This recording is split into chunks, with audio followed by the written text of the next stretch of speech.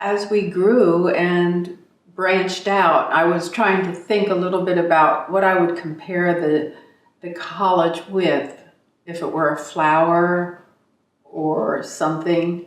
And a flower doesn't do it, but you know what I came up with? I came up with a vine, because we're like a vine.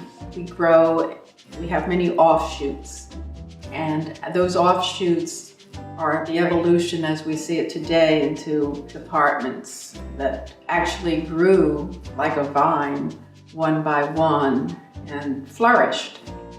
The people I worked with were always looking for excellence. So you can't say that it happened recently. I think from day one. I started at the university in 1964 in the English department. George Reinfeldt actually hired me because the chair of the department wasn't on campus at the time. George had a dream that if we had a department devoted to the teaching of writing, that he could perform other majors and do something with journalism. My understanding was that George talked to Dr. Robinson, who was the president of the college. Dr. Robinson agreed that it would be nice to separate the literature department from the writing program. A lot of people didn't want to teach writing, and so I think the English department did not argue the point. I went with George into the communications department, as did 4 others of us, including John Collins, Glenn Tomes, Sam Duryea, and Alan Weinberg. John Collins, actually I shared an office with John Collins for almost 30 years. Sam Duryea was a kind of senior member of our group. Alan Weinberg was a phenomenal writer, a very interesting writer. Glenn Tomes had a great sense of humor and raised plants in his office. He could keep poinsettias going all year long. Don Bagan was PR director for the university. The president liked him a lot. He was very demanding, but he always got the best out of every student. I guess you would call him driven. He always wanted to do more than was expected. School districts at that time were hiring public relations directors, and there was no major program around the area that was training folks to take over this function. Don persuaded the president that Glassboro State College at that time could fill the bill, and thought that the first graduate program in the College of Communication could be in school public relations. Don just went ahead and created it. I mean, he did the whole thing. When you begin a program, you're never quite sure how it will take off, how it will sustain itself. I began in 1968-69 school year, and I was hired by the then chair, George Reinfeldt, who was very instrumental in the evolution of our department and into our college. I was always interested, I think, teaching on a college level, and there was an opening that occurred for a teacher in Comp 101 and 102, that area. I started teaching in 1972, and it was called the Communications Department, with an S on the end. I was hired to teach a course called Communication 101, the basic writing course. We stressed expository writing for the most part, and College Comp 1, there were a number of essays that the students had to write. College Comp 2, I taught quite a few sections of that. What Comm Studies handles as public speaking was part of CC2, the freshman part of the writing program.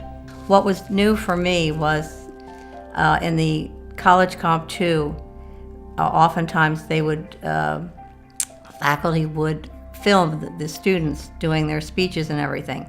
So I felt that I had to learn the equipment and had to be able to do certain kinds of things in a College of Communication that I hadn't done in an English department before. At one point, we started to offer tracks for the education department, the education division, because I don't know if it was the state requirement, but they had to have like a little major aside from their education courses? Well, the art department actually has no specific date for its founding. The art department began probably in the late 1950s and was one of the original secondary fields for those pursuing a degree in education who wanted to teach art on the secondary level. It got to the point when the college grew and there were so many more students than we had faculty to teach to them. We had to get a lot of support staff for that. I recall when Mary Ann interviewed me, I didn't think it was going very well because she just continually doodled on a pad of paper. She was doodling. I could see circles and loops and all sorts of things. I found out later on that she did that with everybody. Originally I also taught freshman comp.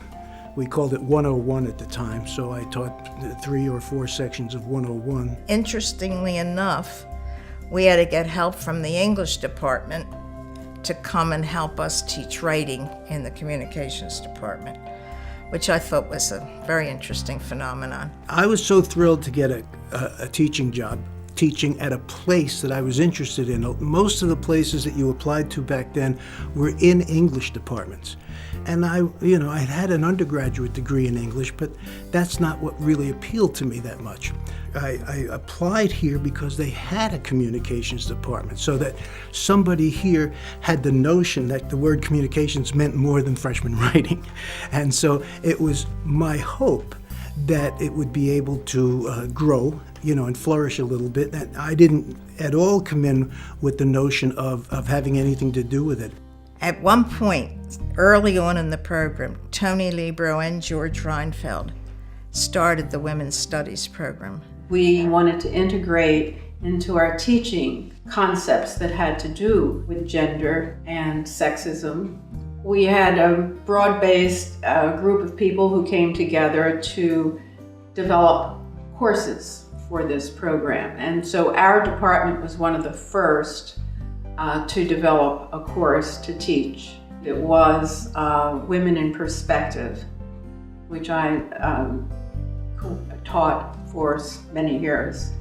Another course that I taught in that program, which I enjoyed a lot, was Women in Film. It was amazingly gratifying to teach and learn with my students as we examined very closely what was going on the screen.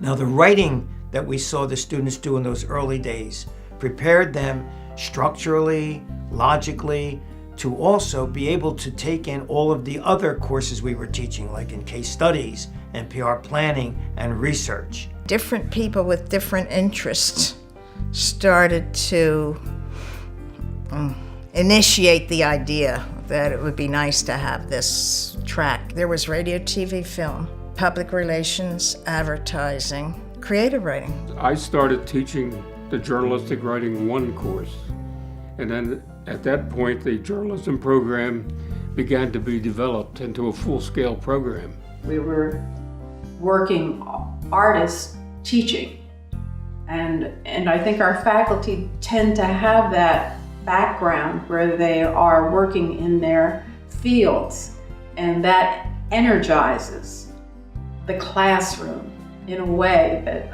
I think that you can't substitute. The faculty was largely studio artists who had careers outside, very engaged in the field, but also devoted time to, obviously, classroom instruction. One of the great things about the College of Communications during this time, the 70s and 80s, is that we had freedom to develop ideas and courses because we were just starting out. There were we had young faculty, and we had things to look forward to and things to try for. There were mountains to climb. I think that's the best way to describe it from my point of view. And every day was exciting. And by 1976, we had 29 faculty. It was after 10 years. When I was first hired here, I taught a film production course, We only had at that time the 3 Super 8 cameras and one Bolex 16 millimeter. And there was a radio TV course, which was totally blackboard. There was no production facilities or anything like that. It was an environment that was on the move as a young department. It was, there was an excitement because we were always growing. We attracted majors.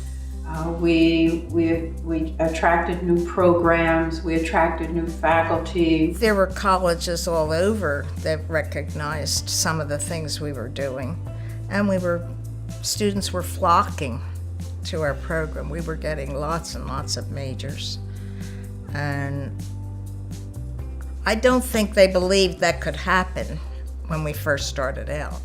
When we would go out to various conferences or work with other faculty around the state, we realized that we had the program set up really well. We had curriculum guides that talked about how to make an assignment, how to evaluate an assignment. We had quality standards in all of the sections across the program. The New Jersey State Board of Higher Education Program of Distinction was a great honor for our department. It was a feather in our cap because then we used that in all of our promotional materials, both for the graduate and the undergraduate program, to attract students. It also encouraged everybody that, all the work we were doing was worth it. You felt good about what you were doing, and you felt good about the place you were doing it. I think we used to kind of feel a little cocky about where we were at that point. And we saw a big influx of students who were interested in film, and I think it really helped expand the amount of students who were starting to come in. I think it was the relationship with students that was the most important thing. We were trying to do what was best for the students. That was the hard part. The hard part is to not get so wound up with gear and equipment and, oh, this is wonderful, without asking, is this good for the kids? Are the kids getting this? And I'm very proud of the fact that I was a big proponent of that. I was always opening my big mouth and complaining and saying, what about the kids, I was struck by something when I first came to Glassboro State College, and that was how much time instructors spent in their offices during office hours, those kinds of things, with the students. I hadn't seen that kind of thing nearly as much at the other institutions at which I taught. And I think that personal touch and that going the extra mile meant a lot to the students.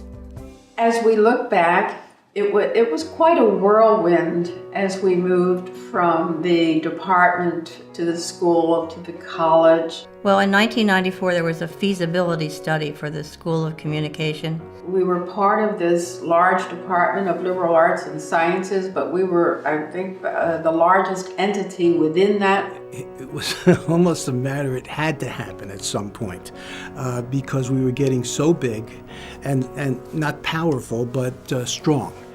And the then president at that time, Herman James, was aware and very responsive to the idea that we needed to be set aside out of the liberal arts and sciences. I distinctly remember the meeting we had when we all sat around, everyone, to decide which specializations were going to be housed with the others. I was on the committee.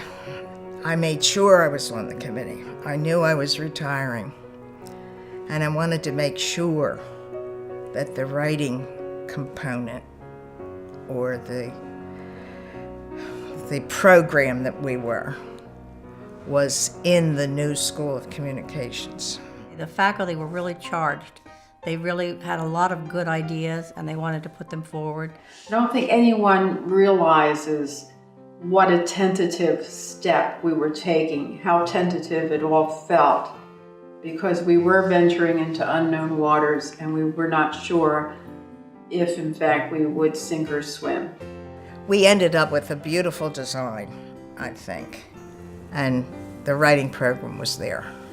If we had to go to a moment where I remember very well how exciting the moment that we became a college of communication, when we had a ribbon cutting at Beaux-Arts Hall, and we cut that ribbon, and hallelujah, we had arrived.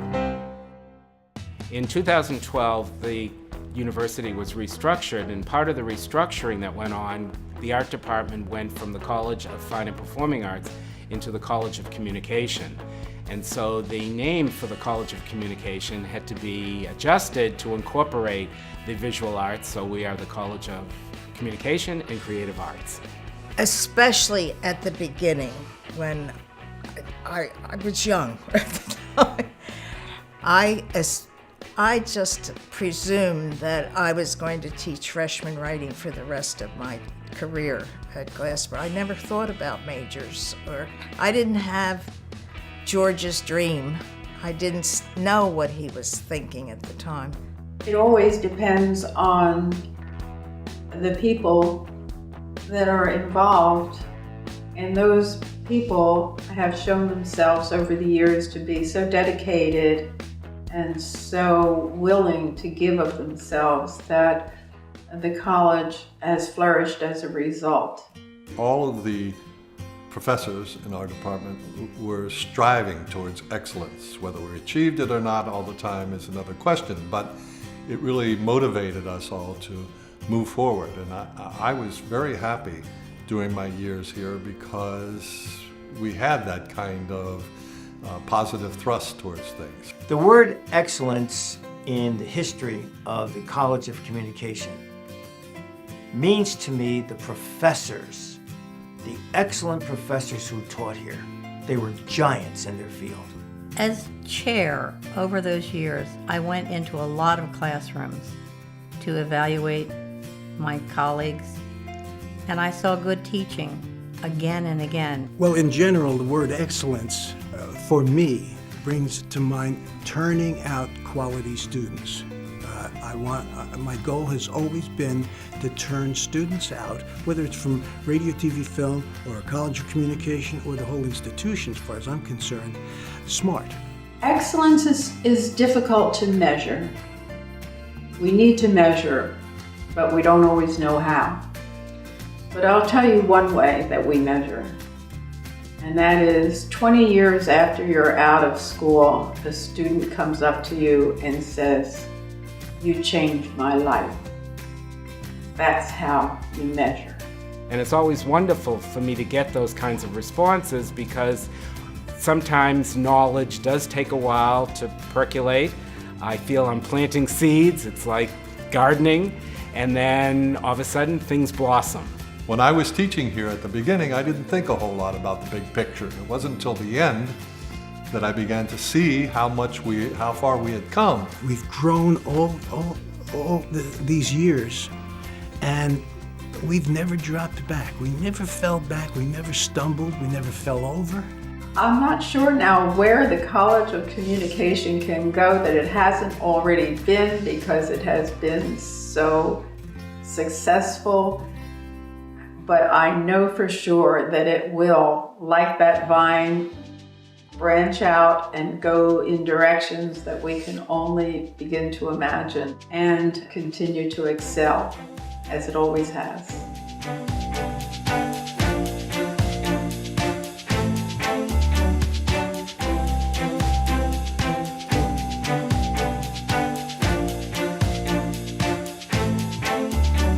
We would get together on a Friday at the end of the semester, and we would read an essay twice. Two different teachers would read the essay and give it a score. We would stay all day and read maybe 1,000 essays, and we would evaluate 1,000 students. I don't think they do that anymore, but we kind of enjoyed it. We had fun. Yes, I typed in so many grades I can't stand it. In fact, when we did the test outs, it got to the point where at the end of the long day where we read all the essays and graded all the essays, they would be all in my office, and none of the teachers were allowed to take them away until they were put into the computer. And at that point, I was using a Mac with a hand crank, I think. And so the teacher would be sitting there with me, and I'd say Harry Jones, and they'd say 7, and so I'd put in a 7. And one semester, I made the enormous mistake of thinking if they did 2 term papers, it would be better. I never did that again.